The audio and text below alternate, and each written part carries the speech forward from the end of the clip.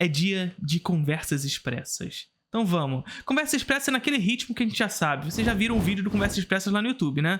Se não, joga aí no chat, exclamação YouTube, se inscreve lá no canal e tem uma playlist lá, Conversas Expressas, que por enquanto só tem um vídeo porque é o vídeo que tem. Mas esse aqui vai virar um Conversas Expressas. Então vamos conversar sobre cinema e aleatoriedades. E hoje faremos a nossa segunda parte de lista de filmes de décadas, né? Então na última live a gente fez os melhores filmes da década de 90, onde eu selecionei um filme por ano da década, e hoje faremos uma nova década.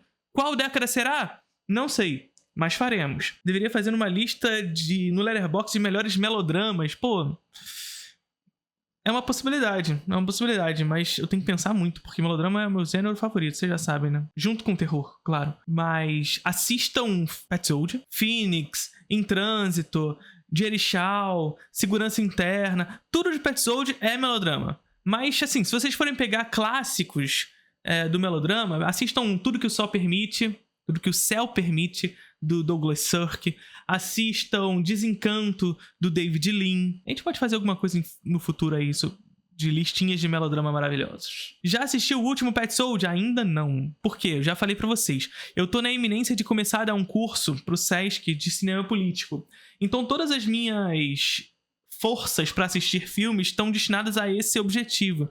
Vocês já sabem, eu já falei isso pra vocês. Quando a gente trabalha com cinema, é claro que vocês vão falar, tá, ele tá reclamando, ele trabalha vendo filme, olha só que ridículo. Não, é maravilhoso trabalhar vendo filme. É claro que eu não faço só isso, meu trabalho pega uma série de outras coisas que dão muita dor de cabeça. Inclusive, esses dias eu tive um estresse com um trabalho muito profundo, assim, muito intenso, uma carga de trabalho muito forte que tava me deixando total das ideias. Mas quando a gente trabalha com isso, inevitavelmente a gente tem que lidar com assistir de acordo com as demandas, sabe? Demandas de trabalho mesmo. Então eu tenho certas demandas de trabalho que implicam eu ter que assistir filmes de acordo com a demanda. Então eu tô assistindo muitos filmes que se relacionam com o curso de cinema político. Então essas primeiras aulas do curso serão sobre cinema soviético. Então eu tô fixando muito minha atenção com o cinema soviético, por exemplo.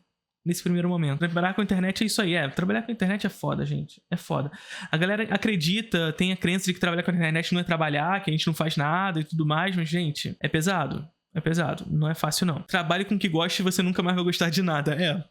Sim. Porque as pessoas têm a ideia de que o roteiro é a alma do filme? Porque o cinema é uma arte jovem. Então, veja, como o cinema é uma arte jovem e uma arte que já surge dentro do contexto do capitalismo industrial, ter a compreensão de que o cinema está inserido sobre esse contexto desse capitalismo industrial, portanto de um mundo em velocidade. Mundo em velocidade esse que proporcionou ao cinema um outro paradigma em relação às outras artes, que tiveram séculos para amadurecer a sua linguagem. O cinema precisou amadurecer a sua linguagem em um curto espaço de tempo. Enquanto as outras linguagens das outras artes tiveram séculos para amadurecer essa linguagem, o cinema teve um curtíssimo espaço de tempo para amadurecê-la. Teve que amadurecê-la sob esse contexto de ser uma arte inserida no capitalismo industrial. Por exemplo, a gente discute o amadurecimento do cinema na década de 20 do século passado. O cinema tinha acabado de nascer e já tinha que ser maduro. Isso significa dizer que, na compreensão geral, as pessoas quando vão assistir cinema, elas não têm a compreensão de fato de uma arte madura tal como as outras. Que o cinema ele se reproduz, é reproduzível. Ele está em constante mudança, ele não tem uma autenticidade, aquilo que o Walter Benjamin chama de aura. E por isso o cinema sempre sofre com a necessidade de ser comparado com as demais artes, que são mais maduras que ele. E uma dessas, claro, a literatura. Só que a gente não tem que se preocupar com a história, mas sim com a narrativa. Portanto, como essa história é contada. E como as histórias são contadas no cinema? Através das imagens. Na sua opinião, La Haine entra num top 100 melhores de todos os tempos? Não. Tier list de horror oitentista, prof. Você falou benzão de slasher numa live, mas foi bem sucinto. A gente precisa fazer uma listinha de terror anos 80, né? Mas tier list, vocês precisam fazer pra mim a tier list. Aquele velho papo de sempre. Pra que eu possa fazer uma tier list, vocês precisam fazê-la pra mim. Funeral das Rosas é o persona LGBT japonês. Funeral das Rosas é tipo rei, né? Tenho vontade de ver Akira Kurosawa por influência de anime e Star Wars. Recomenda algum filme pra começar? Cara, é o seguinte... Se você já está inserido no mundo do cinema e, portanto, você já está acostumado a assistir filmes antigos, eu recomendo que você comece por Rashomon. Em seguida, veja Yojimbo. talvez sejam os filmes... O Yojimbo, o filme mais popular, assim, de uma linguagem mais popular, que vai influenciar muito o faroeste espaguete e tudo mais. E Rashomon, o que mais insere você dentro da linguagem do Kurosawa de maneira mais inicial. Mas se você ainda não está acostumado, assista Sonhos, que é um filme da década de 90, do Kurosawa. Mas eu particularmente sempre recomendo começar por Rashomon. Mas o filme que mais influencia Star Wars vai ser o Fortaleza Escondida. Comecei a ler Susan Sontag e o texto dela sobre estilo se encaixa perfeitamente ao discurso de Em Volta de Som da Liberdade. Queria um dia ver seu comentário sobre isso. Gente, assim, eu queria muito também falar sobre isso, mas eu fiquei um pouco por fora. Eu sei um pouco das coisas que estão acontecendo em volta desse filme, mas eu fiquei um pouco por fora justamente pelo que eu falei para vocês. Essa semana eu tive uma exaustão de trabalho muito intensa. Então, se vocês me acompanham lá no Instagram, vocês puderam ver que eu fiquei pelo menos 2 dias distante dos stories, de responder perguntas e tudo mais, porque eu não tava aguentando mesmo, tava ficando totó das ideias. Pra quem é produtor de conteúdo sabe como é difícil trabalhar assim na internet, psicologicamente, além do trabalho exaustivo que tem, trabalhar psicologicamente nesse meio é muito difícil. E vocês viram que alguns vídeos meus viralizaram, e ótimo que viralizaram, eu quero que mais que viralize mesmo, eu quero que vocês me ajudem que esses vídeos viralizem. Mas viralizar faz com que muita gente chegue, e muito liberal chegando também, né? E eu sou um cara que eu tenho mania de querer responder tudo, e eu tenho que parar com isso. Isso tava me fazendo maluco, tava fazendo minha cabeça ficar doida. Então eu desativei notificações do meu Instagram, total, assim, eu tenho notificações, assim, só algumas que eu selecionei lá, tipo, pra DM, pra algumas coisas, mas notificação de comentário, notificação de curtida, notificação disso, tudo eu tirei do meu celular, pra não ver. Então, assim, eu quero mais que liberal venha nas minhas publicações pra me dar engajamento. Mas agora eu simplesmente não os verei, para não ficar totó as ideias. E aí, a questão do Som da Liberdade foi muito nesse momento, assim, sabe? Eu fiquei com uma exaustão bastante intensa, o que fez com que eu me afastasse de alguns temas, e esse foi um deles, infelizmente, porque eu deveria estar mais dentro do assunto, mas eu não tava aguentando. Você acha que um dia vai ser lançado um filme tão bom quanto os clássicos, como Psicose, 12 Homens e uma Sentença, e que durem tanto? Filmes tão bons quanto os do passado são lançados. A nossa nostalgia com relação a isso está muito inserida na maneira como nós nos relacionamos com a realidade, com o tempo presente. Então veja, quando a gente olha para o passado, inevitavelmente o que a gente resgata são os grandes filmes. Então não faz muito sentido, por exemplo, eu enquanto crítico ou vocês enquanto espectadores irem para o passado para assistir filme ruim, os filmes ruins produzidos no passado. Não, os lembrados são os grandes filmes. Saca? Então a gente acaba tendo a impressão de que no passado haviam coisas maravilhosas, e só coisas maravilhosas. É a tal da nostalgia. No presente, essas coisas maravilhosas existem, elas estão aí, elas estão postas pra gente. A grande questão é que, junto a elas, está uma série de porcaria que a gente assiste junto e tem a impressão, portanto, de que pra cada 20 porcaria sai uma coisa boa. Mas não é bem assim. As coisas boas estão aí. Prof, qual a sua opinião mais impopular na cinefilia? Cara, impopular? Não sei se eu tenho opiniões impopulares assim, não. Se eu tiver, vocês sabem quais são, porque eu não escondo muita coisa, não, né? Não sou lá uma pessoa que fica escondendo as coisas. Mas, sei lá, opinião impopular... ser hater do Nolan pode ser que seja uma opinião impopular no âmbito de uma cinefilia mais iniciante e tudo mais, mas não é exatamente uma coisa tão impopular assim. O filme Inominável também, não sei se é uma coisa tão impopular também, dentro do meio, eu digo. Mas, por exemplo, sei lá, A Lista de Schindler, eu não gostar de A Lista de Schindler, e o motivo por eu não gostar de A Lista de Schindler, tem vídeo aqui que é sobre a representação do Holocausto no cinema, assistam esse vídeo. Mas também tem aula lá no Introdução ao Cinema, assina o Introdução ao Cinema, link na descrição do vídeo, inscrições abertas. Também, sei lá, os 2 filmes que eu menos gosto do Tarantino, Ser Django e Bastardos Inglórios. Talvez essas sejam algumas opiniões impopulares em torno do cinema, mas assim, não sei se são tão impopulares assim pra quem é do meio. Estudar cinema audiovisual no Brasil ou fora? Qual, teoricamente, lhe dá mais oportunidades? Cara, sinceramente, se você tiver condições materiais de ir pra fora, você pode ir. Mas com toda a sinceridade do mundo, você é brasileiro. Então, é meio que idealista acreditar que você vai lá pra fora e você vai receber todas as oportunidades do mundo sendo brasileiro. Xenofobia existe. Vai ser difícil também. Prof, o Introdução ao Cinema dá certificados pra usar na faculdade? É só você pedir pra mim. Pedindo pra mim, eu faço esse certificado pra você. Akira Kurosawa tem algum filme ruim? Tem. Akira Kurosawa tem um documentário sobre cavalos que é triste. Indique filmes católicos. A Palavra, do Carl Theodor Dreyer. O Evangelho segundo São Mateus, do Pier Paolo Pasolini. First Reformed, do Paul Schrader. Não necessariamente filmes católicos, mas que discutem, né, o tema. Mas tá aí. Eu acho que esses 3 foram que vieram na cabeça de imediato. O Silêncio, do Scorsese. Verdade. Cinema e séries são estudados como artes diferentes. São formatos diferentes. Filme e série. Não cinema e série. Filme e série.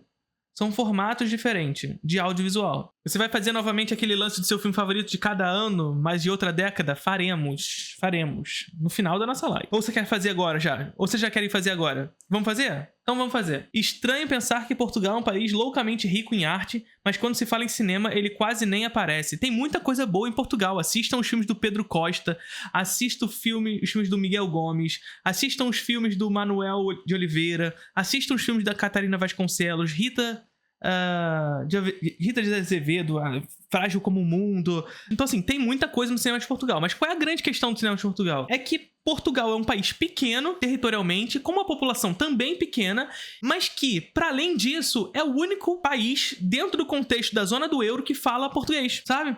Então, politicamente, o cinema de Portugal enfrenta dificuldades, porque ele não consegue exportar dentro da zona do euro. Então, ele acaba tendo que fazer os seus filmes para atender ao mercado interno, que é pequeno, porque o mercado externo a Portugal tem que assistir com legendas, e, enfim, isso acaba gerando problemáticas, porque para assistir com legendas, ele vai estar disputando com os Estados Unidos. Então, a disputa para Portugal é desigual.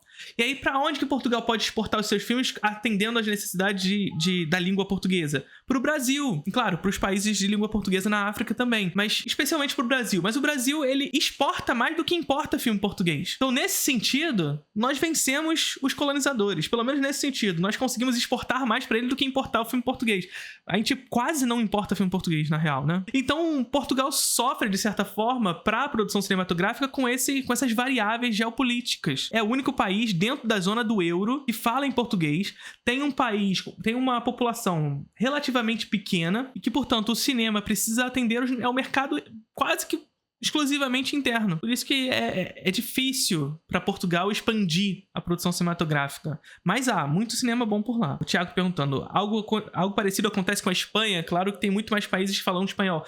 Não é semelhante porque a Espanha tem um processo de, primeiro, uma população maior e um território maior, e por isso eles conseguem atender o mercado interno de maneira mais eficiente. Ele consegue exportar melhor para a zona do euro, apesar de ser o país que fala com a língua espanhola, mas ele tem toda uma América Latina que fala em espanhol e que importa o filme espanhol. Se vocês forem pra Argentina, se vocês forem pro Chile e tudo mais, os filmes espanhóis fazem sucesso nesse contexto. Vi um cara falando que o comunismo proibiu o cinema na China. Pelo amor de Deus. De onde as pessoas tiram essas informações? Primeiro que assim, o comunismo, né? O Estado comunista, as velhas contradições. O Estado comunista, como se houvesse Estado comunista. Segundo, o comunismo proibiu o cinema na China. De onde? Onde tirou isso? Tem essas coisas, né? Na Espanha tem uma comunidade forte latina nos Estados Unidos, então o cinema espanhol, de certa forma, consegue chegar lá com força, com uma força razoável, né? E por isso que muitos filmes latinos conseguem entrar no território, principalmente mexicanos, conseguem entrar em Hollywood, com alguns desses diretores, inclusive, Guillermo del Toro, Alfonso Cuarón, Iñárritu, enfim, inclusive recentemente rolou uma onda de diretores que foram premiados que são mexicanos, mas o sucesso de Almodóvar nos Estados Unidos também é bastante relevante. O cinema espanhol, ele consegue entrar na América como um todo. Não consigo rever. Você tem que exercitar isso, gente. Assim, toda vez que vocês forem rever um filme, é uma experiência completamente distinta, completamente diferente. Ai, vocês querem que eu faça a década de 80 mesmo? Melhores filmes da década de 80, ano após ano. Vamos começar. 1980, nós temos Star Wars, Império Contra-Ataca. Nós temos Convite ao Prazer, do Walter Hugo Cury, mas eu vou ficar com Vestida pra Matar, de Brian De Palma. Em 1981, eu vou de Project, de Jiri Barta, uma animação maravilhosa da Tchecoslováquia. 1982 é um ano recheadíssimo, dificílimo de escolher, porque tem Ténebre, do Dario Argento, Fritz Carraldo, do Werner Herzog, Enigma de Outro Mundo, do John Carpenter, mas eu vou ter que ficar com Blade Runner, de Ridley Scott. 1983. E aqui, gente, eu acho que cada vez piora mais. Porque aqui nós temos Pauline na Praia, de Eric Romer, Videodrome, mas eu vou ficar com Aos Nossos Amores. 1984, gente, aqui a gente começa a perceber que a década de 80 é a década do De Palma. E que apesar de termos aqui A Hora do Pesadelo, do Wes Craven, que dá nome a um dos nossos quadros, não tem como. Dublê de corpo. Agora, 1985 é fácil. Apesar de 1985 a gente ter Os Renegados, da Agnes Varda, Vai e Veja, do Ellen Klimov. Aqui, em 1985, o maior filme da história do cinema, Han, de Akira Kurosawa. 1986, 2 filmes brasileiros maravilhosos, Filme Demência e Fulaninha, mas eu vou ficar com o Sacrifício do Andrei Tarkovsky, porque não tem como. 1987, muito difícil também, porque aqui a gente tem Ópera do Dario Argento e Ellen, do Souleymane Cissé, filme africano maravilhoso de Burkina Faso, mas eu vou ficar com O Amigo da Minha Amiga, do Eric Romer. Em 1988, 2 filmes maravilhosos, Totoro e Eles Vivem, do John Carpenter, mas não tem como. Não Amarás, de Krzysztof Kieslowski. Em 1989, para fechar nossa década, Faça a Coisa Certa, de Spike Lee. E eu sei que vai ter uma galera nos comentários que vai falar: não, mas a década de 1980 é de 1981 até 1990. Calma, jovem, eu sei que funciona assim. Todo mundo sabe que as décadas funcionam dessa forma. Mas pra ficar bonitinho, 1980 a 1989. Vambora, aceita. Tá bom? Já deixa aqui na descrição do vídeo, então, qual você quer que seja a próxima década. Prof, faz um corte polêmico que vai viralizar falando de por que você não gosta de Bastardos Inglórios e Django. Vini, não cola não, cara. Não mete essa não. Eu sei que você não quer o corte polêmico, você quer saber por que eu não gosto de Bastardos Inglórios e Django. Não mete essa não. E esse é o mistério que eu deixarei aqui com vocês. Te peguei no pulo. Peguei no pulo. Peguei o esquema! Peguei o esquema! Mas brincadeiras à parte, eu não serei injusto em falar sobre esses 2 filmes se não revê-los, tá? Eu sei que eu não gosto, eu tenho meus motivos, mas eu não quero fazer isso sem revê-los, até porque eu não gosto de falar de filmes que eu não gosto, senão eu acabei de assistir eles, sabe? Foi uma boa tentativa, mas não rolou. Quis me ganhar pela viralização, mas não rolou, não funcionou. Peguei o esquema! Mas que iria viralizar, ia. Ah, podia viralizar, mas ia viralizar no TikTok. Não ia viralizar muito no Instagram, não. O Instagram é outro tipo de polêmica, pelo que eu senti. Eu acho que a polêmica comunismo viraliza muito mais no TikTok, no Instagram. Tu não pode falar que é comunista no Instagram, não. É, política viraliza mais no Instagram. Mas assim, tem que ser muito pontual também. Não é qualquer política também, não. Você tem que ir muito pontual nos espantalhos, sabe? Você tem que atingir o ponto certo do que incomoda muito essa galera. Corte de Interestelar irritou onde? TikTok. Porque TikTok, o público é um público de 13 a 18 anos, que se incomoda por não gostar de Interestelar, sabe? Se bem que o vídeo mais viralizado do meu Instagram é um vídeo que me pareceu muito coisa de TikTok. Porque começou a surgir nos comentários aquela galera: ah, tá vendo? É o cult. Quer pagar de cult. Faz um top filme comuna. Tem que fazer essa lista. Eu quero fazer uma lista de filmes soviéticos também de novo, porque eu fiz só aquela também de supetão, então eu quero fazer uma lista mais pensada de filmes soviéticos aqui com vocês. Mas vai ficar pra uma próxima também. Mas essa lista da década de 80 foi muito difícil. Caraca. Chegamos ao fim, tá doendo sim.